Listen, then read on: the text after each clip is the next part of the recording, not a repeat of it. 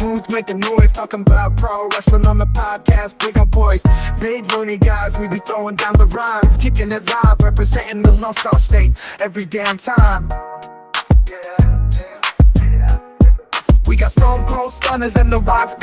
Whoa, what's up, everybody? Welcome to the Ring Roundup. Yo, this your boy, Dropkick Zombie. I got SP with me as always, and we're about to drop some knowledge on you guys, some news. We're about to drop the freshness. We are, 4 days away from Juggalo Weekend for all you Juggalos out there. I hope to see you guys. Whoop, whoop. Yes. Whoop, whoop. We got some Juggalo Weekend going on. Along with that, we also got some JCW wrestling, man. Some Juggalo Championship wrestling, man. Are we ready to get some wrestling action going on? Boy, I was just talking to SP before we started, and bruh, that card for JCW is for Juggalo Weekend is very impressive. I didn't see the card, but I just saw the lineup that's gonna be there. Bro, you got Nick Gage, Colt Cabana, the Brothers of Funstruction. Dude, I think it's gonna be pretty crazy. It's gonna be pretty lit. Yeah, can't forget about the chocolate Juggalo homie Willie Mack. Oh, man. the Mac. Can't forget the Mac. Previously signed with NWA TNA Wrestling, Impact Wrestling. Has been featured on AEW television, both Dynamite, Collision, and Ring of Honor Wrestling, which you can catch Ring of Honor Club, watch ROH.com.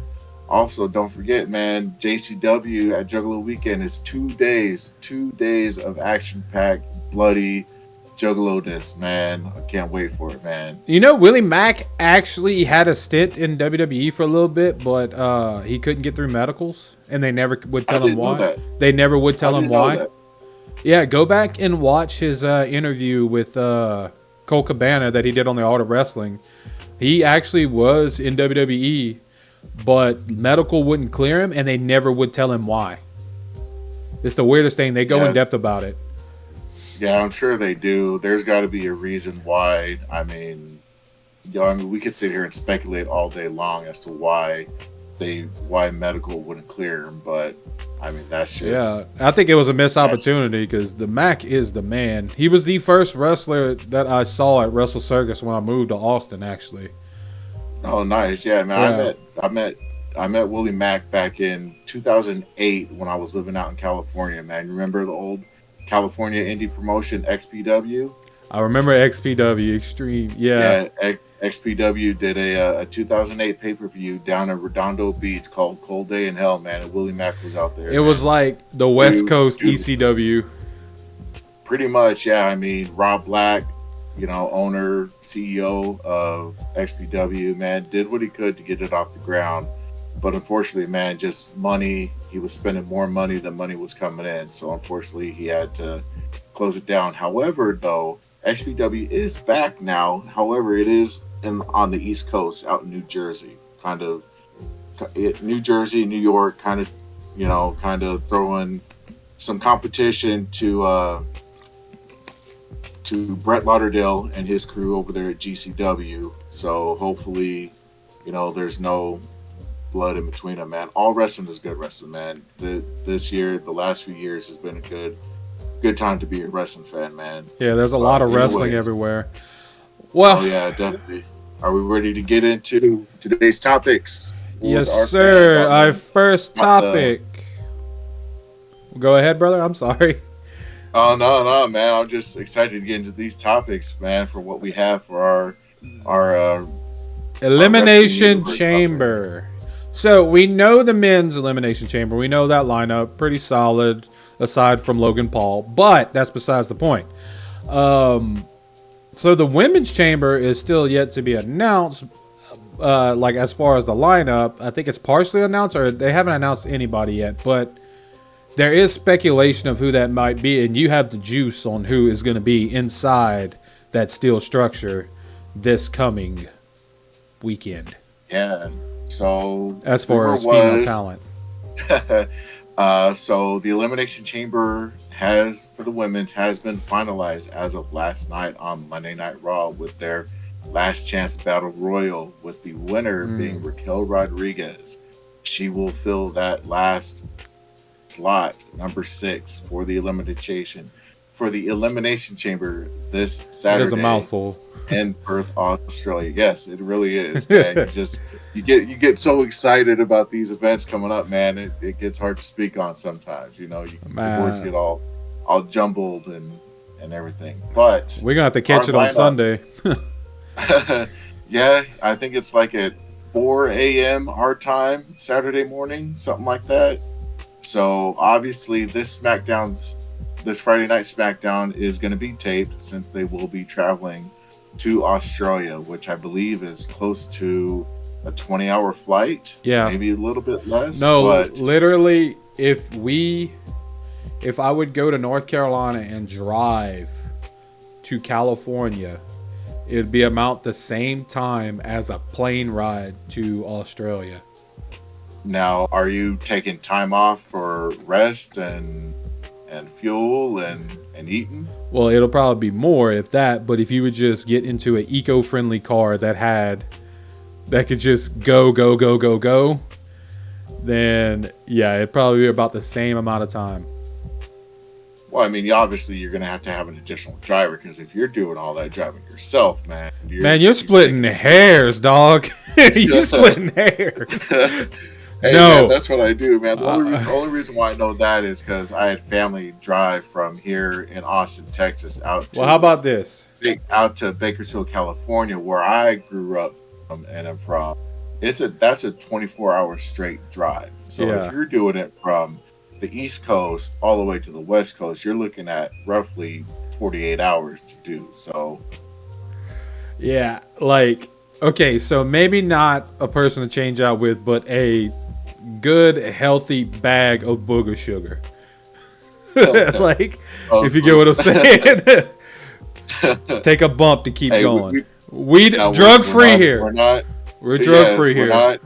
Yes, drug free. We are not endorsing you do any sort of booger sugar, nose candy, no nothing like that. We're just saying, be careful, be cautious when you're doing those long drives, man. You know, every life is precious, every life is valuable. We don't want to lose no lives out there on the open road. As coming from I still am, but a former CDL truck driver, I can contest. It gets scary when you nod off. The scariest feeling in the world. I'll tell you that much. Oh, I've done it coming back home from a concert late at night, especially when I would do merch or something like that for Suburban Noise Records, home of the Cottonmouth Kings, you know. So coming home from LA on those late nights where you've been working for 14, 15 plus hours, you know, from the day before, you're starting to doze off. So it's definitely important to, once you start dozing off, to pull over off to the side of the road so you can get some Z's. And side story. So that way you can ensure you get home safe and sound. Side story: when I was working as a Boilermaker, I got off of work about 5, and I wanted to drive from Galveston all the way back to New Orleans, and I don't remember half the drive. That is scary. I just woke up in my driveway. Well, yeah, Scariest I've ever been. It's tunnel vision, and I've hit that a few times coming back home from this. Like your eyes are just set focused on the road ahead of you, and just it's like you go into an autopilot mode where your brain is working, but you're just zombied out, just driving and driving. Dangerous as hell. Oh yeah, very. And I snapped out of it maybe half an hour later. I'm like, holy crap, I already made it this far, and you know I'm coming down. Yeah. After that, I just got an extra night in the hotel. After that, I wouldn't about to chance that again. Mm-hmm. But so, anyways, yes, our participants for the Elimination Chamber prior to the Last Chance Battle Royal from Monday Night Raw last night, our participants, which was confirmed by PW Insider, were Becky Lynch, Bianca Belair, Naomi, Tiffany Stratton, Liv Morgan, and Jade Cargill. However, as we again have touched on previously, Jade Cargill is not in the Elimination Chamber that match or that spot went to Raquel Rodriguez. Why do you think that is? Now, Do you think that she is still that green that they don't think she can actually hang inside that limit? I don't want to speak ill of her because she's a great athlete, but oh yeah, no, she's definitely hands down a great athlete and definitely has a lot of potential in her. I think the call was done because of the fact that she still is so new to the WWE product, to the atmosphere, the different style of women wrestlers that she will be going up against. Where in the Royal Rumble, everyone you have a couple spots and you're out. Yeah, exactly. So, but the Elimination Chamber though is a different style match where you're not trying to throw somebody out over the top rope to eliminate them. It's a high work rate route. It's a high work rate match. Oh yeah, this one definitely is. You've seen Elimination Chambers in the past match and my second favorite pay-per-view. Oh yeah, definitely is. I mean, you've got women that are jumping off the top of the steel pods, climbing up the cage, dropping on them. This is still a little outside of Jade's level of comfort, I believe. I feel, again, that's just my opinion. So it's good to save her until WWE, especially the COO, Chief Creative Officer, Triple H, Paul Levesque, feels she's ready to get into a high profile match like this. I keep stumbling over my words, man. I'm just so excited for this weekend, man. Oh yeah, me too. I am too. I'm ready to get going. Just wrestling in general, man. And so, going on to Jade Cargill, there are rumors circulating now that she may be signing with SmackDown. I thought that was already decided. She still hasn't. No. No, I know. We saw they scooped up Braun Breaker. Mm-hmm. Yeah, that happened on Friday Night SmackDown, and she was actually in the little office room, whatever, backstage. She had a contract in hand. Saw that. They didn't show her signing anything or what she was going to do, but that was kind of a little bit of a Easter egg, if you want to call it, that she will be going to SmackDown now. Obviously, with the WWE, this could change. But as for now, rumor is it's looking like she will be signing with SmackDown. I tell you what, on the Easter egg thing, I'm loving how the wrestling companies have adopted this Easter egg thing. Coming from a video game fan, I love Easter eggs, and I love how they're using little subtle clues to see where the story's going to go. I think it's magnificent. Yeah, so we'll definitely be looking forward to the day that Jade Cargill is actually officially announced as to which branch she will be coming up. I'm ready to see her go, son. Just a one-on-one, just maybe not Nia Jax or somebody that could really, work like maybe a Bayley. Her and Bayley, I think would be. I'm thinking her and Bianca Belair would definitely be the one to go. That would be a spectacle, right? Both, women that are, bigger in stature, athletic, agile, just going at it. I think that would be a barn burner for sure. They've hinted at it, but we need to see it. Oh yeah, speaking of how athletic Bianca Belair is, I mean, do you remember when she was doing that fitness challenge against Bayley during I believe it was during the pandemic, maybe a year or two before, but Bayley, I saw clips of it on Wrestling News, but I didn't really see much.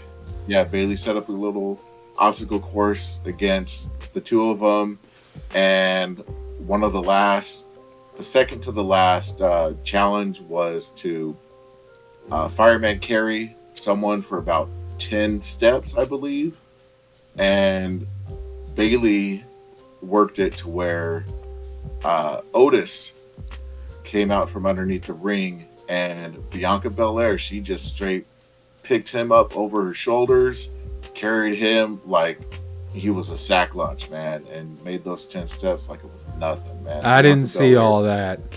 She is a beast, man. To see her go against Jade when Jade is ready to go, that's going to be a match for the ages. Definitely will be one in the history books. We definitely need a slow build to it to make us want it even more and make make it more electrifying. So yeah, Jade Cargill, man, like I'm glad to see her in WWE. I think it's where she belongs. I think they could really utilize her star power and shoot her up into put the rockets on her boots and shoot her into the stratosphere, man. I think she brings a lot of star power, a lot of potential to the WWE's women's, wrestling circuit, and it can use all the help it gets, and they've been doing a great job with it. WWE has definitely picked up better on booking their women's division. So I love to see it. Still needs a little bit of work, but once Jade is good and ready to go, man, her stature is just gonna explode, man. She is definitely future women's champion material in WWE. Yeah, she looks good wearing gold. I'll tell you that much.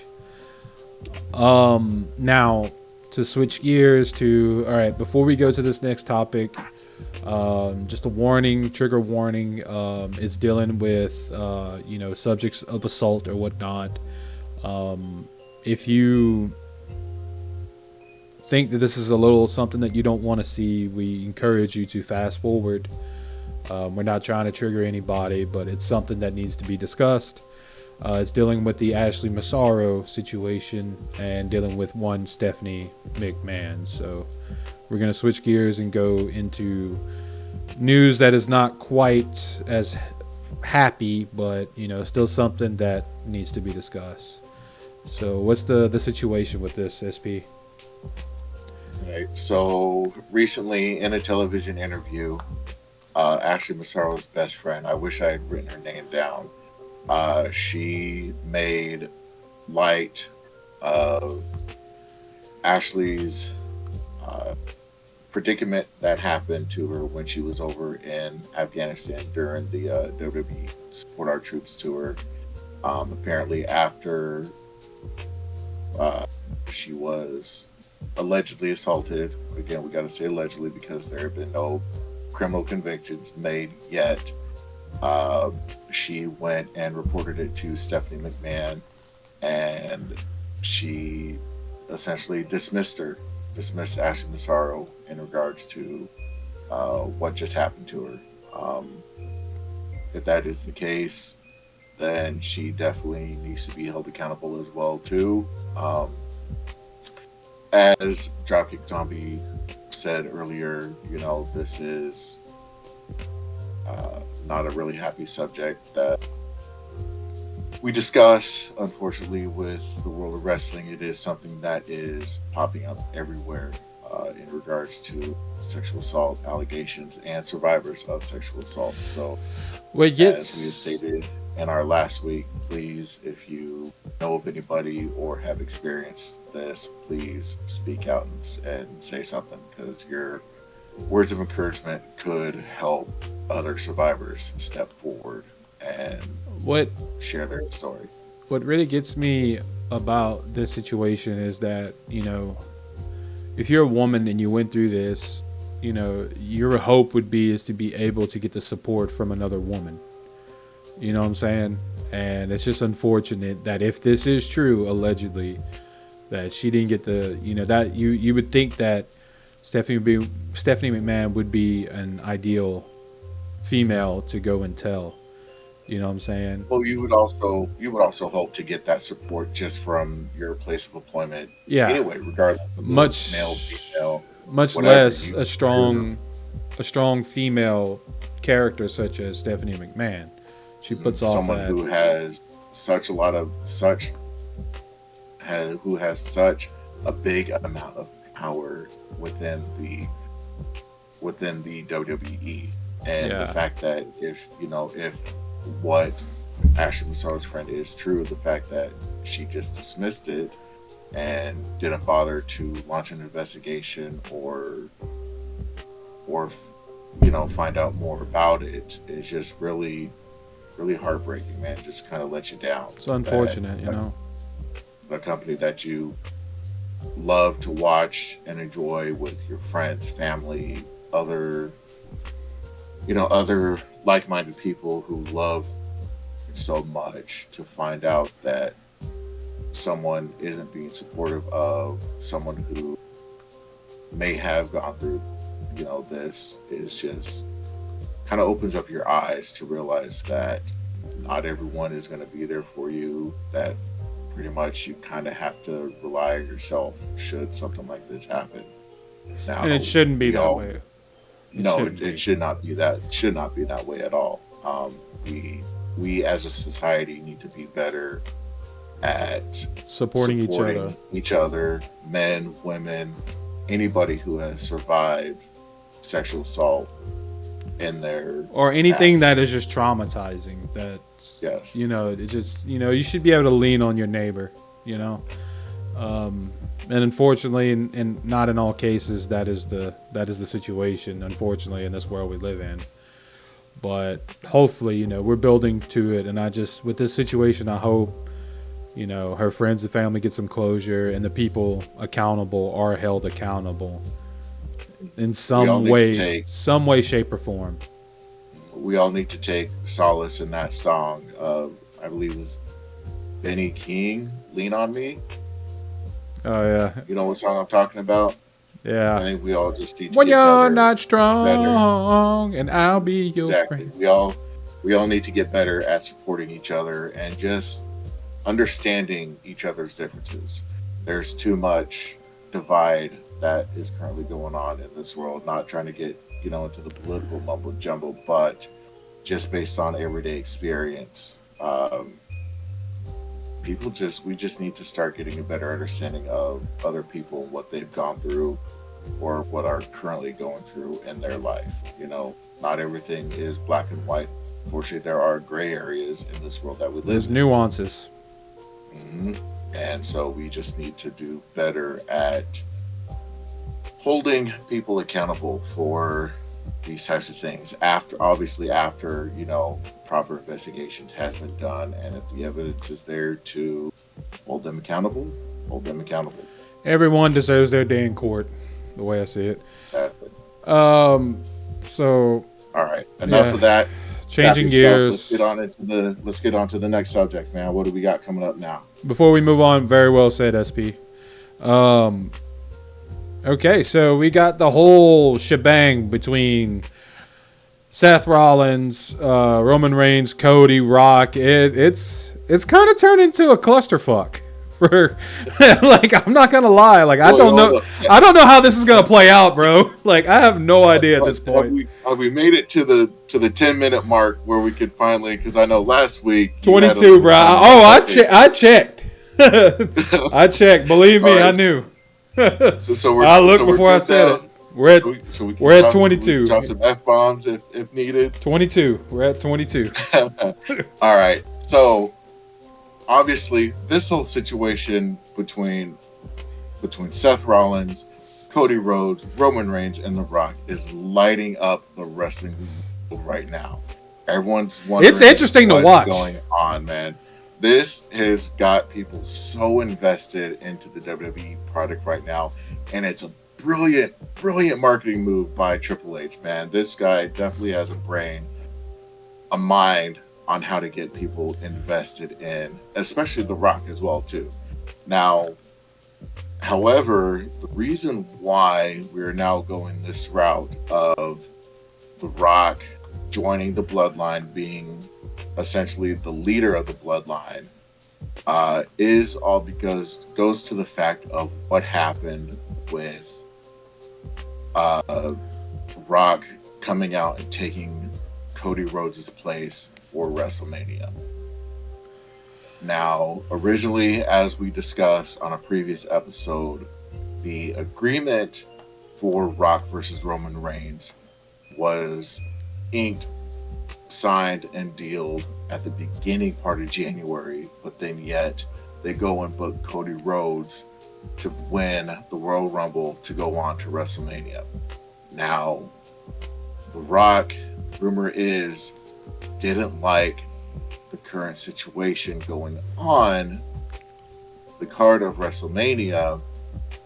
So I'm assuming, I believe what I heard correctly is that Triple H decided to scrap the Rock v Roman Reigns match was obviously because of the backlash that they got. with Rock taking Cody Rhodes' place. Now I do like that. Which kind of our voices were heard. I like that. So, which kind of brings it to the fact that WWE and The Rock jumped the gun and didn't fully think about the repercussions, what they were doing, and what this would cause to their product by doing this, by going this route and making this move. So once they got that amount of backlash from the fans, from everybody involved, and Cody Rhodes finishing his story, that's when they decided to make the switch, scrap Rock v Roman Reigns, and have Cody come out, challenge Roman Reigns at the WrestleMania presser last week, therefore turning The Rock heel. Now, people are even more invested into this, especially because of the fact Rock's promo from Friday Night SmackDown. We'll get into that in a little bit. So now what we're looking like we're going to have is Rock and Roman Reigns versus Cody Rhodes and Seth Rollins on night 1 of WrestleMania. So obviously that's going to be Saturday night. Yeah, so I don't know how this is going to play out. Like, what I do like is that our voices were heard. You know, like they listened to us. That's very good on Triple H there.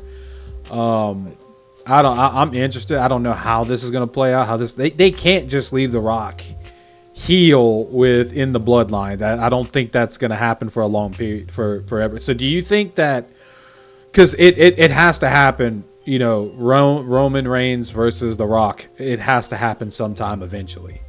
That is a must. That is definitely going to happen. So let me say, I am not the biggest Cody Rhodes fan. I enjoy him. I like watching him wrestle. However, I feel, and I've always kind of felt this way as well too, and I didn't mention it last week, but I've always felt that Goldust, Dustin Rhodes, has always kind of been the harder worker out of the two of them, and kind of wish that aside from him holding tag team gold with Booker T and the Intercontinental title, kind of wish that WWE kind of pushed him a little further to be main event and possibly even a world heavyweight champion. I mean, obviously we know his past issues with substance abuse and, you know, kind of letting the WWE, you know, executives down in that aspect and kind of losing their faith and trust in him. But I feel that he has redeemed himself, especially in the past. I believe he's been sober now for 13 years, 14 years. Like, it's been a while. Posted on Twitter not too long ago. I know it wasn't too long after the plane ride from hell. Definitely over a decade.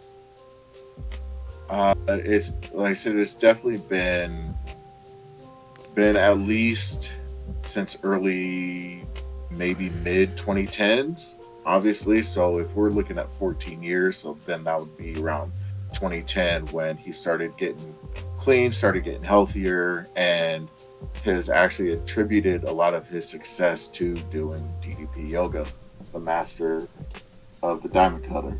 Hey. Speaking of that, I have the whole box set sitting right here in the closet next to me. The whole DDP yoga, whole program.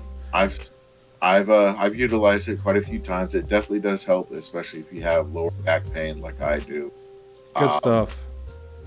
Yeah, man, it definitely helps. I usually use it to prep before we make a big trip. So I'm definitely going to be utilizing that program again, man, because I've definitely got some bad health news from a doctor, blood work visit, and everything like that. So I definitely need to drop some of these LBs. So prayers for you, man. Prayers for you.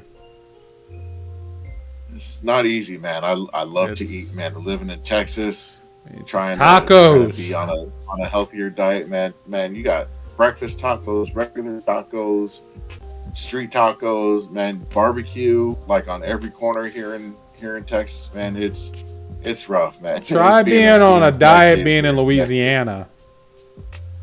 Try being on a diet in Louisiana. Texas is something, but Louisiana is the food, bro. That's the food right there.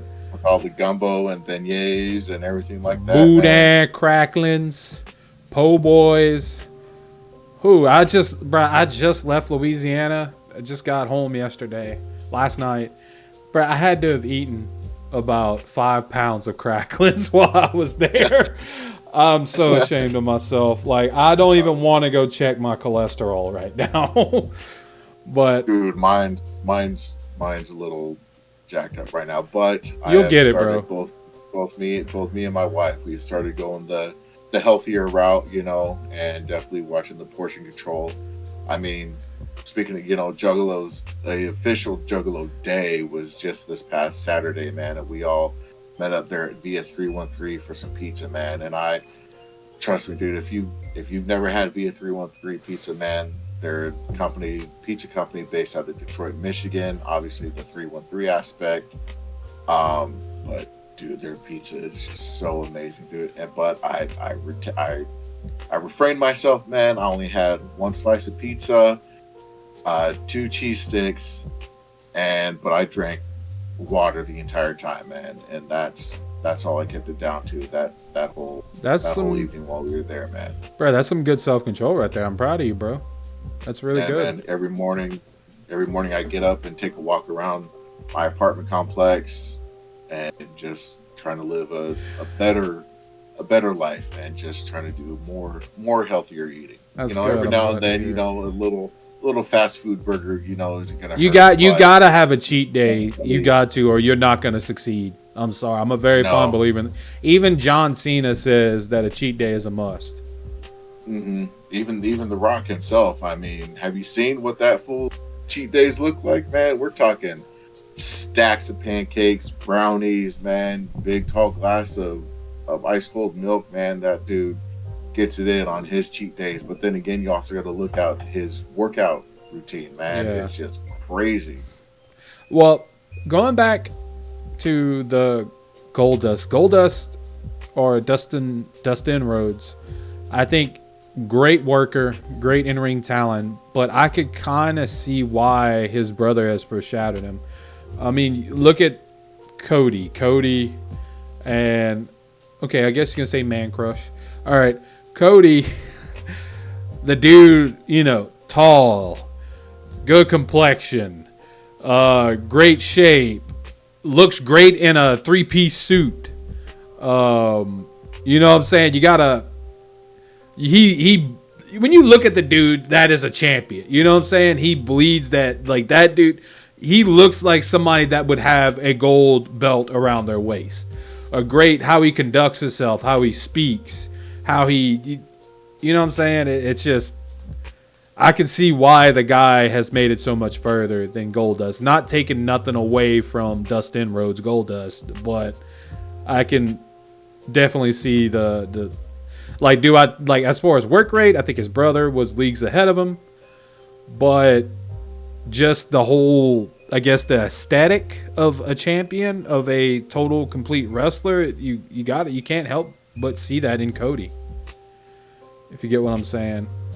Yeah, no, I feel where you're coming from, and you make a lot of good points, and the comparisons between Dustin Rhodes and Cody Rhodes, and it's a shame that Dustin Rhodes, Goldust, never got to that next level and everything like that.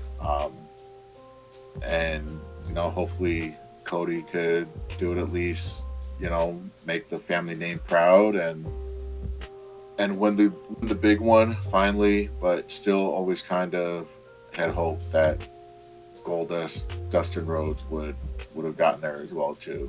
Yeah, I think I do too. I think he definitely could have made a big impact. He was a natural. He was a natural. Mm-hmm. But yeah. But back on the other stuff, the way I'm proud of you guys, man. I struggled with it too. Hey, I've done gained like 30 pounds since I started working from home, so I can't. Oh yeah.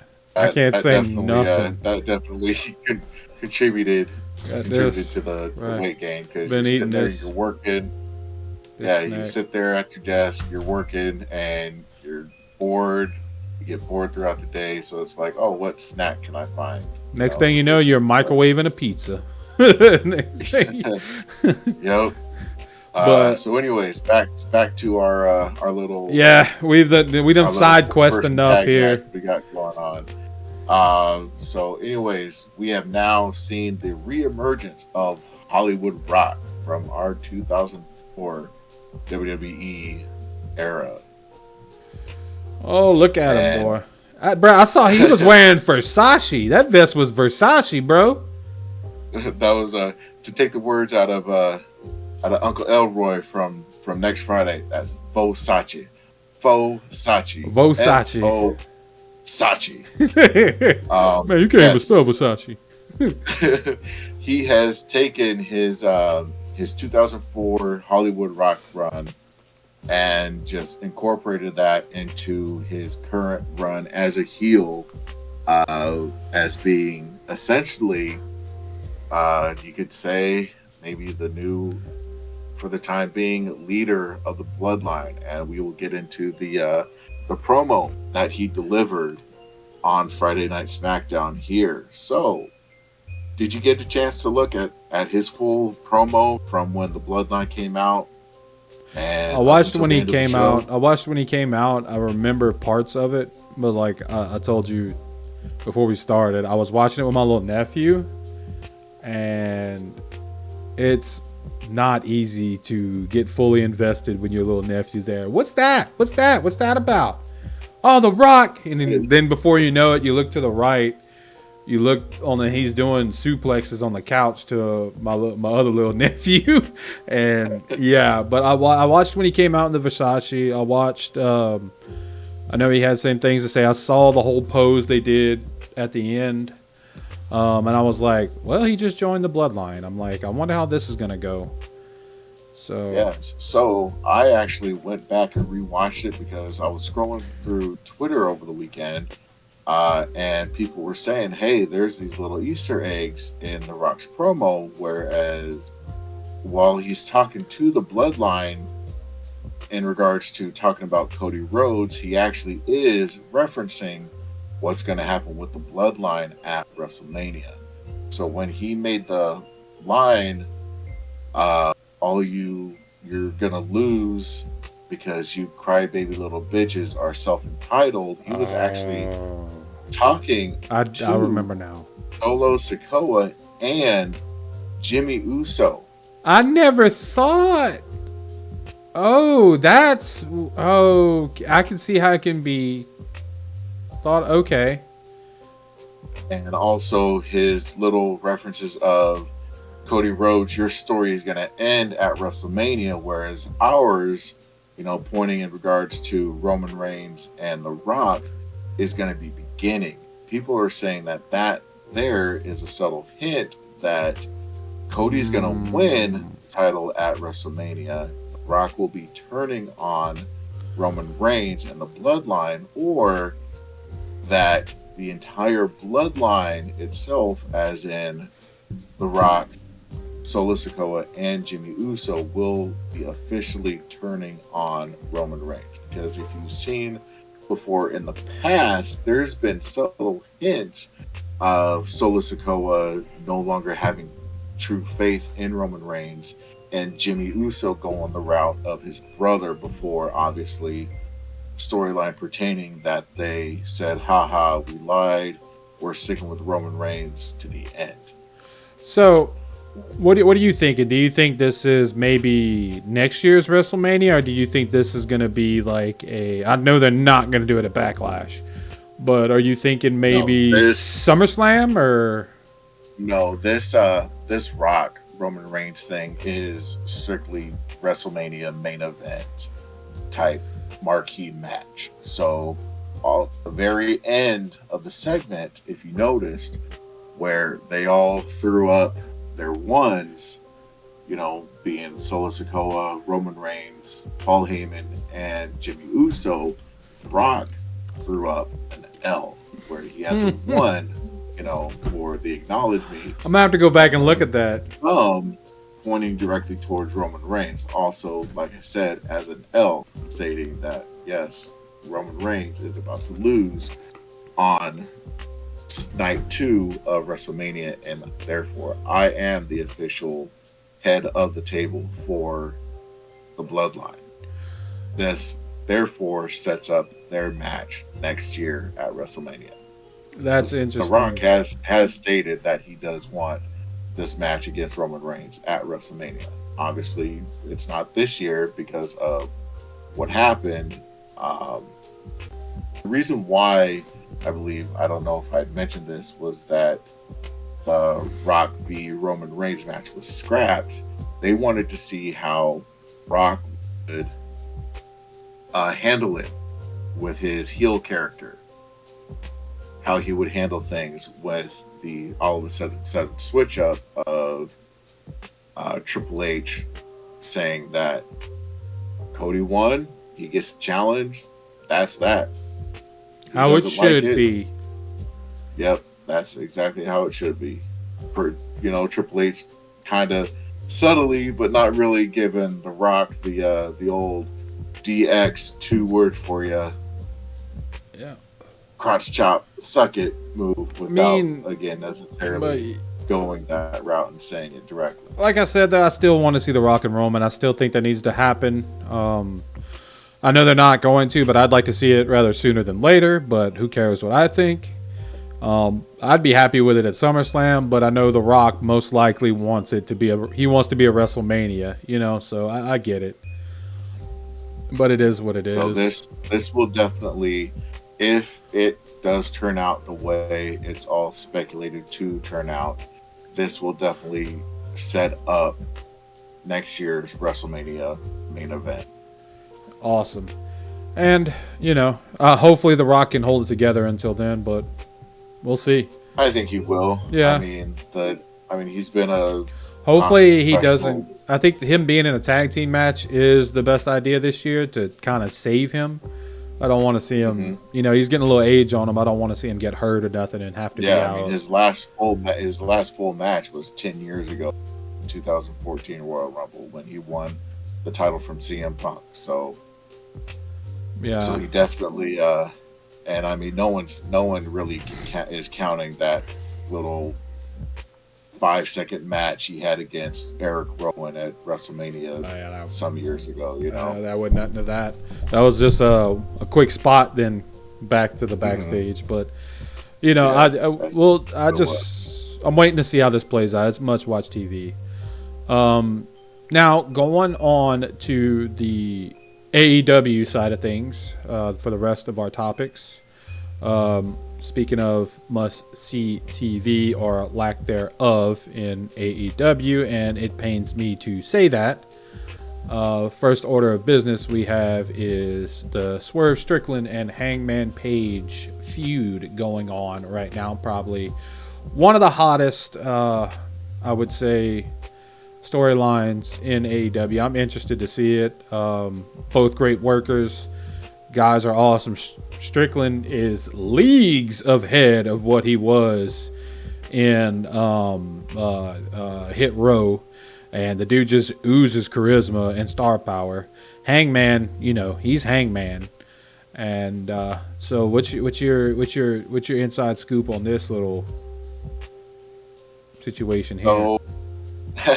So if you've noticed over the last few weeks of Hangman's promo, especially at the beginning of the year, his back and forth that he's been doing with Swerve Strickland, especially when they had their 30-minute match from 2 weeks ago on Dynamite, where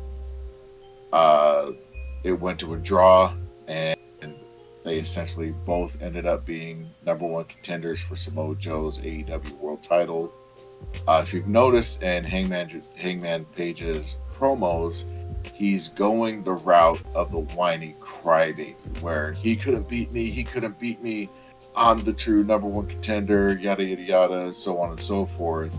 Those are starting to show signs that they will be turning Hangman Page heel, and obviously, as we all know, Swerve Strickland is over, like exponentially over with the AEW Galaxy. I think he's I think it's So I do think they are it's Max MB. they are working. They are working an angle where after AEW Revolution, Hangman Page will be turning heel. Swerve Strickland will officially become the baby face. Needs to happen because I think it's MJF, and then the biggest guy they have right now, the hottest guy, is definitely Strickland. With the whole hip hop game and everything, I think he could be a face. He should be one of the pillars of AEW. Oh yeah, definitely. Obviously he's not going to be one of the pillars because he wasn't there at the AEW conception. Whereas, Darby, Sammy, MJF, and Jungle Boy. Well, Jack Perry. Jungle Boy with Jack Perry, yes. Which did you see him? He showed up in New Japan Wrestling and ripped up his AEW contract. Do you think that was all a work, or do you think it was a shoot? I think that's a work. The storyline. I think that's a working storyline. All right, I can see that.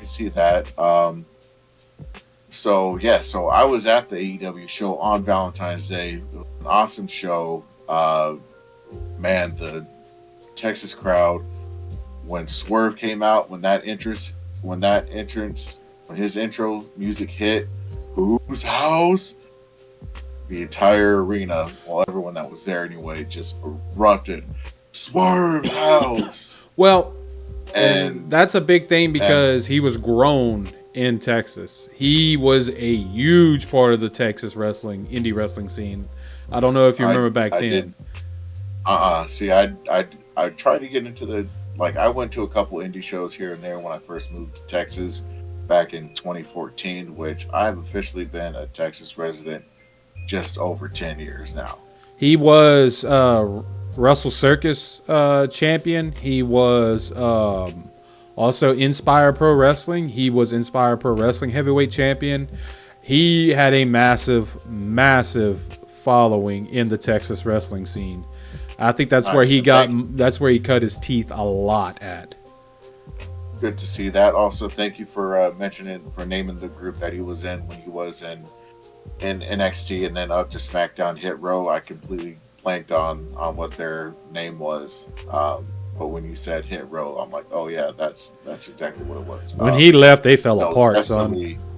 Definitely him signing to AEW has been extremely beneficial to his career. And this man, I was talking to my wife earlier, last week, and saying that I'm thinking by the end of the year, Swerve Strickland will be AEW champion. Yeah, I bet old Hunter Hearst Helmsley there is looking at him and his mouth is watering, son. Oh man. But yeah, so needless to say, I think it's going to be a double turn at AEW Revolution, March 3rd, also known as Sting's final match night. But Hangman Page will officially become heel. Swerve Strickland will become the new babyface for AEW. Like I said, Swerve's I can't even put into words how over this man is with AEW and the fans. Speaking of being over and heels and baby faces, we have another heel here, a guy that's turned heel again, Mr. Wardlow. Going back into his match last Dynamite, I watched it, but I'll be honest, I didn't remember very much. I saw he was wrestling a local talent. I thought he did the Powerbomb Symphony, but he didn't even do that. He just hit one Powerbomb on the local indie talent. I can't even remember who it was that he was going up against.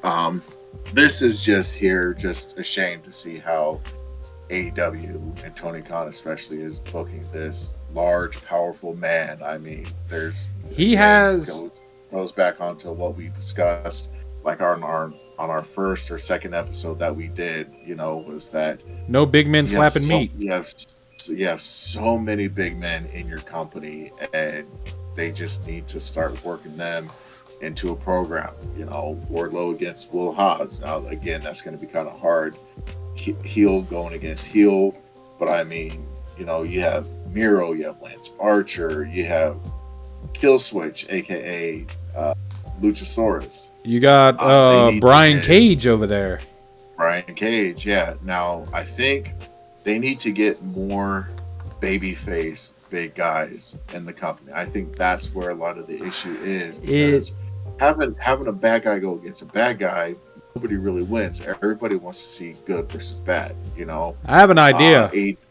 AEW luckily has been able to pull off babyface versus babyface. Granted, you know, they do it very, very seldom, but they're able to pull it off. Like last week's, you know, going back to last week's Dynamite, you had Adam Copeland against Daniel Garcia.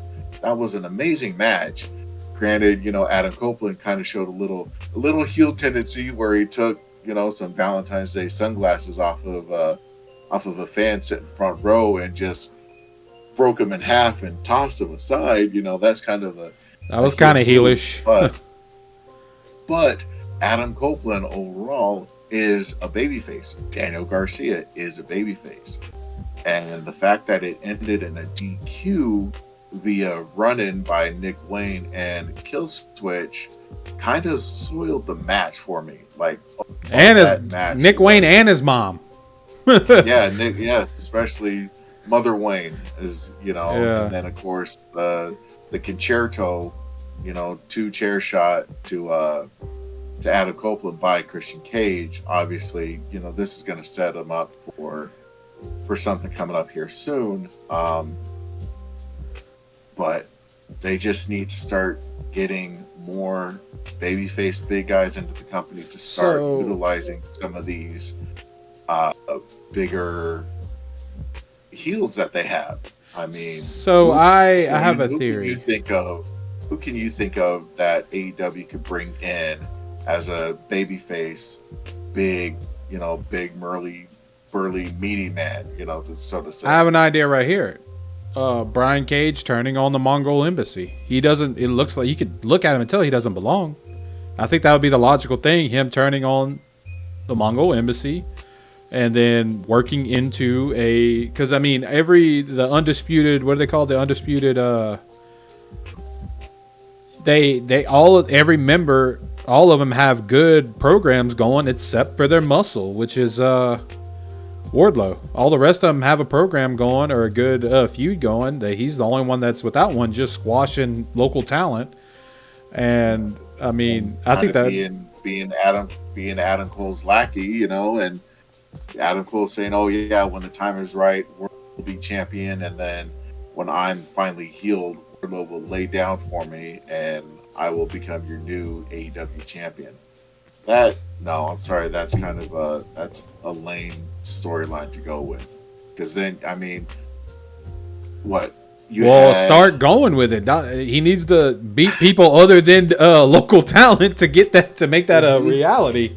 You know, get somebody out there. Let's get Brian Cage out there. Let's get Miro out there. You know, good slapping match. You're putting Wardlow in the same situation that he was previously with MJF. And then when they did the Pinnacle line, I mean, you had you had Wardlow, who was just kind of the lackey, the muscle for MJF, and sat there and just took it until finally, you know, Tony Khan made the decision. Okay, we're gonna turn Wardlow babyface and break away from MJF, and then we don't know what to do with them, so let's put them back with another group in Undisputed Kingdom.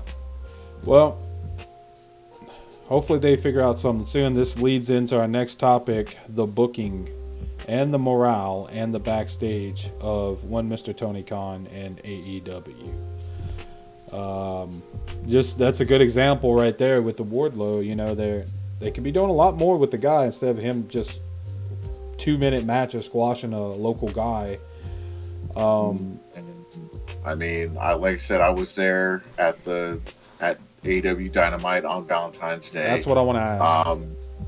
And so, I mean, it sucked to see, but yeah, like on the hard cam side, pretty much the side where the hard cam is at, all the stadium seating was was pretty empty. So that's what I was about to ask you, think, if people showed up or not. Yeah, I don't think camera picked up too much on that side of the arena, but the people that were there in attendance definitely made it seem like it was a packed house. Like what I was saying with the whole Swerve, Strickland, when we were, there were chants for during the Dax versus John Moxley match, which started off Dynamite. That was, you want to talk about hard hitting match. That was an extremely hard hitting match. Yeah, that one was they good.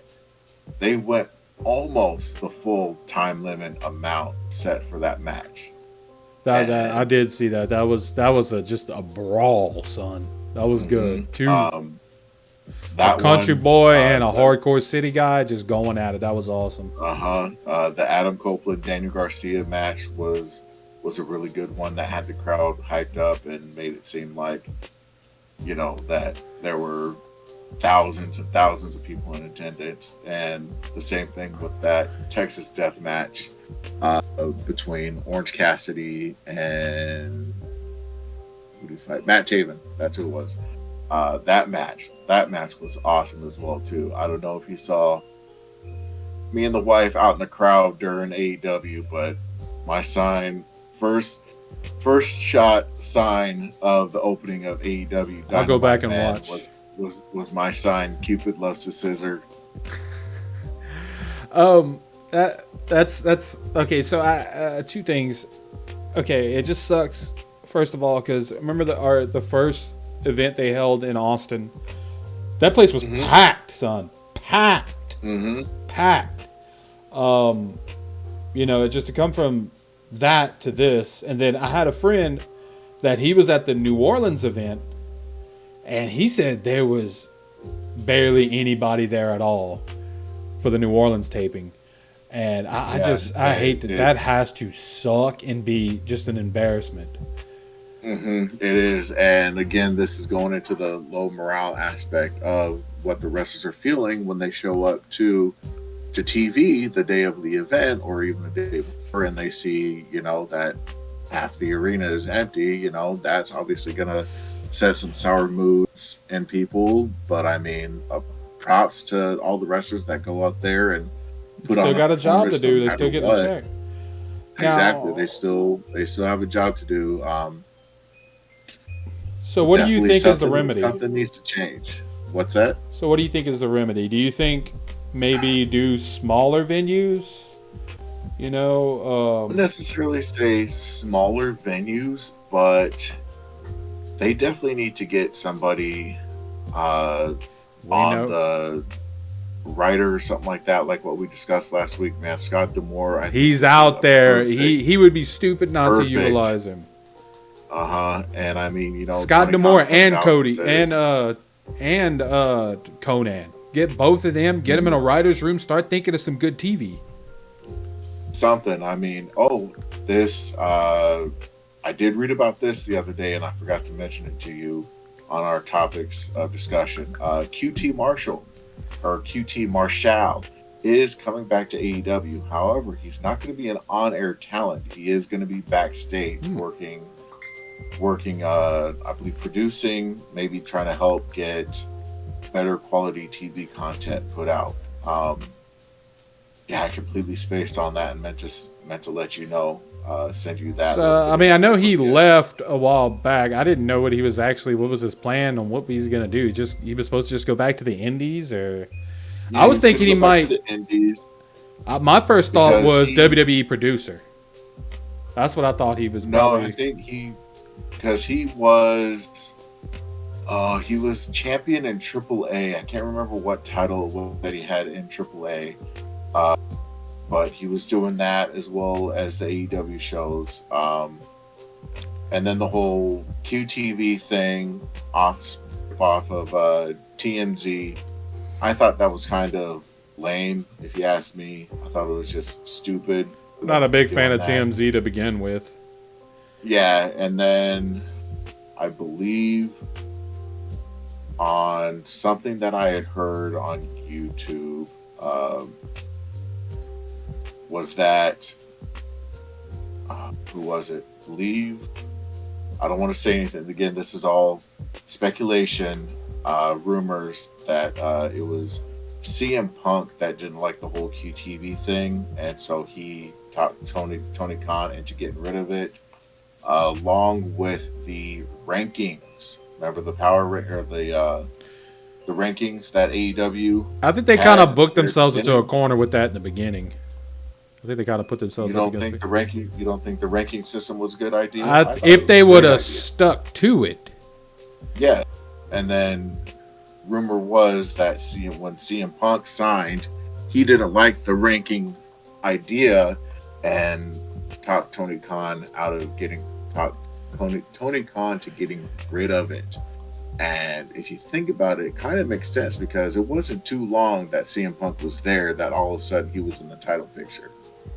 Yeah, that's true. So if you hire a guy to come in and he tells you, no, I don't like this. I'm, world champion material, yada, yada, yada, get it out of here. I don't want to be subject to that ranking system. If you sign, someone that big, obviously to a big, pretty paycheck, you're going to do, you're going to give it into him because he's going to draw in that money and those people. So now that he's gone, Tony Khan brought it back, which again, yeah, I think is a great idea because it's not if they stick to it, because they were making people jumping ahead of the line to get title shots. You actually have to fight to get a title shot. Wins and losses matter was one of their mission statements at the beginning. But I don't know if you remember, I think it was Darby Allin was one of the cases that they didn't stick to it from the beginning. They tried, but there was holes in it from the beginning. Remember, I think. Of course, there's always going to be holes in something whenever you start to get it off the ground. But luckily, it worked out, and they got all the kinks worked out. And then, it started working like it was supposed to, and then it went away, and then now it's back again. Now, hopefully, this will definitely lead to better product and matches and stuff like that. So all we could do is wait and see as to what's going to happen with the new ranking system, and hopefully they actually stick to it. And he needs to get somebody in there quickly that can give him some booking advice and some help, kind of like an advisor, I guess you could say. Right. It doesn't help the fact that you have Kenny Omega out indefinitely for God knows how long, if he even comes back. I think he will. I think he just needed time away to help kind of heal. Because, that man was definitely fighting through a lot of injuries while he was AEW champion. So I'm sure his body is just kind of trying to catch up to him and tell him, hey, you need to slow it down. You can't be doing all these flips and dives, from the ring to the outside. So I think once Kenny Omega comes back, once Britt Baker comes back from whatever it is that they have her out with, I think they're doing an injury storyline with her. Jamie Hayter. Jamie Hayter's another talent that has been out with injury. Obviously MJF. Once MJF comes back, I think that'll help boost ticket sales. But they're definitely hurting right now, and I hate to see it. To see because there's so much talent in AEW, and they just need to be given the proper light to shine. And I think should Tony Khan get, like you said, Scott D'Amore and Conan both in a writer's room working on getting some good storylines going. Hopefully this will definitely bring fans back into the AEW audience. Yep, I hate to see it, man. I want to see this company succeed. The better, the more companies we have there succeeding, the better us as fans win. So, fans all around are winning with the wrestling product that is being put out now. There's no reason why AEW can't live in the same world as WWE or TNA wrestling. In fact, actually now. Didn't realize this, but NWA Power is now officially on the CW Tuesday nights. Hell yeah! I didn't even Yeah, know this. so I know they were trying to get on there. I didn't know the deal was actually set. So yeah, neither did I. I was happened to be scrolling through Twitter before we started today and saw that someone had posted a clip of a match from last night's NWA Power TV show. So yeah, the CW is where you can catch NWA Power. We now officially have 5 nights, technically 6 nights a week of wrestling. You got Monday Night Raw. Tuesday night you have NXT and now NWA Power. Wednesday night is Dynamite. Thursday TNA Wrestling. Friday with SmackDown and AEW Rampage. Saturday night being AEW Collision, man. So definitely a lot of wrestling. A lot of wrestling, man. For the fans. And well, so do you have anything else you want to add, Mr. SP? Not much, man. You know, just Southern Texas Juggalo trying to enjoy all this wrestling, man. Got to make time, try to find some time to fit all this wrestling in, man. It's just seems like it's too much for a single day to catch up on all the wrestling news, man. But hey, that's why we're here. So we appreciate everybody that's tuning in. Like, comment, subscribe, spread us around, tell us your friends. Tell your friends if you have any subjects that you want us to cover. If you have anything to say about anything that we touch on, haven't touched on, didn't touch on enough, reach out, let us know. Just get it in where you fit in. Got my my bottle of Faygo here, mist, kind of like mist. Mountain Dew. Gotta prep for Juggalo weekend, man. Starts Friday at 3:00. I'll be there. But well, thank you guys, and for SP, I'm Dropkick Zombie, over and out. Peace, people. Whoop whoop. Whoop whoop.